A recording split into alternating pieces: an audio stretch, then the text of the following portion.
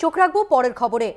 পঞ্চায়েতের তৃণমূল প্রার্থীর বাড়িতে আগুন লাগার ঘটনা ঘটেছে এবং যেটা জানা যাচ্ছে আগুনে পুড়ে ছাই হয়ে গেছে গোটা বাড়ি। সেই ছবি আপনারা দেখতে পাচ্ছেন। পঞ্চায়েতের তৃণমূল প্রার্থীর বাড়ি পূর্ব মেদিনীপুরে, সেখানে তার বাড়িতে আগুন ধরে যায় এবং পুড়ে ছাই হয়ে যায় গোটা বাড়ি।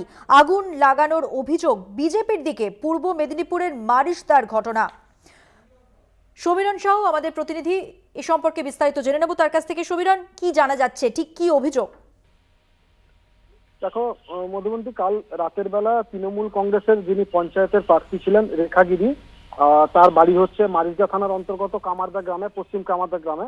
সেই পশ্চিম কামারদা গ্রামের বাসিন্দা রেখাগিরির বাড়িতে কালকে অগ্নিসংযোগের ঘটনায় গোটা এলাকা ইতিমধ্যে চাঞ্চল্য সৃষ্টি হয়েছে। কে বা কারা আগুন লাগিয়েছে এ নিয়ে বিতর্ক উঠছে। ইতিমধ্যেই তৃণমূল কংগ্রেসের জেলা সভাপতি পীযূষ কান্তি পণ্ডা তিনি যেটা জানিয়েছেন যে বিজেপি আশ্রিত দুষ্কৃতীরা এই ধরনের কাজ ঘটিয়েছে, তারা রাজনৈতিকভাবে মোকাবেলা করতে না পেরে তারা এই ধরনের ঘটনা ঘটাচ্ছে। এর আগেও রেখাগিরির বাড়িতে একাধিকবার এই ধরনের ঘটনা ঘটেছে, অগ্নিসংযোগ সহ পুকুরে বিষ দেওয়ার মতো ঘটনা ঘটেছে।